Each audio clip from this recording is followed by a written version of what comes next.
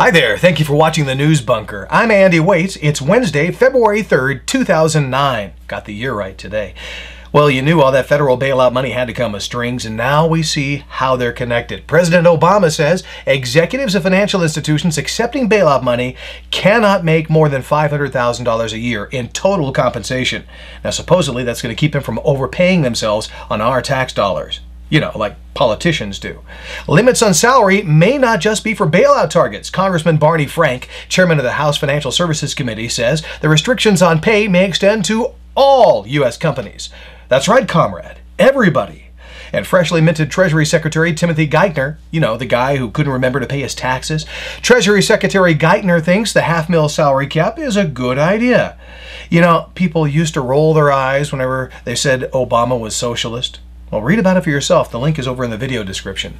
People enthusiastically support President Obama's work so far in office, until you talk about specifics. A new poll says most disagree with his first two executive orders. The first, restoring funding for overseas abortions, got a measly 35% support versus 58% against. And the second, closing the terrorist prison at Guantanamo, polled 50 to 44% against. And we're just 2 weeks deep into this administration.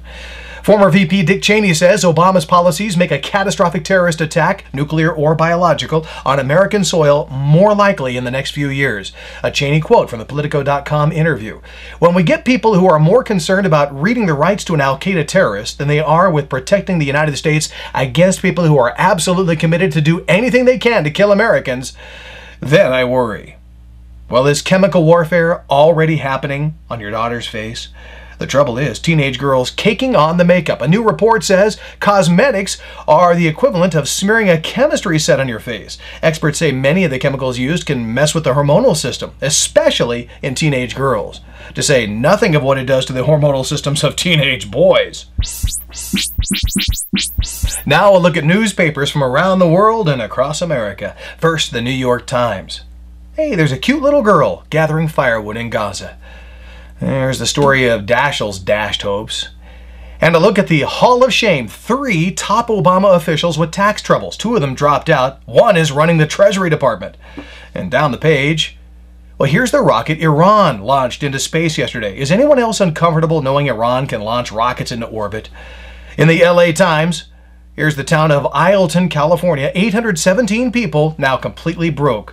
And right next to this story, California bond rating now the lowest of any state. Might have something to do with all those $10 and $20 billion bonds citizens were giddily voting for over the past few years. Remember this, a bond has to be paid back with interest. Bond equals tax. How about we escape it all? Go to paradise. Here's the Royal Gazette from Bermuda. Hamilton, that's the town where this paper comes from, could get Ranger Patrol. On the other side, a French tourist is still missing. There's his picture in case you see him. And the big story, some rough waves in this gorgeous blue water crashing on white sandy beaches. Looks like life is pretty good in paradise. Look at this portrait. Who does that look like to you? Well, the guy standing there holding it thinks it might be a young Barack Obama. The obscure artist who painted it is dead now, so there's no asking him. The owner would like to ask the president himself if he sat for this painting, but Obama is a little busy at the moment, and he's not taking a lot of personal phone calls. You know what, maybe he could send his question on BlackBerry. But you have to admit, this is a decent likeness. And I mean, how many tall, thin black men could there be? Now some comments on your comments. Conservative Dad of 2, I love that name, writes, can somebody have too much money? If they do, is it the government's business? Does the Constitution give them the power to do anything about it? You know, it's an interesting day to write that, with the White House floating stories about restrictions on executive compensation. Remember, Obama repeatedly said he was going to fundamentally remake America. Well, we're fundamentally a capitalist representative republic.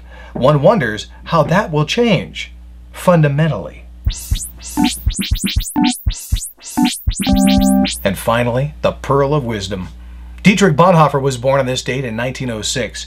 He was a German pastor and theologian who resisted the Nazis and paid for it. He joined the resistance and was arrested in 1943. On April 9th, 1945, Dietrich Bonhoeffer was hanged for treason at 39 years of age. His writings were published posthumously, and they're major works in theological circles now.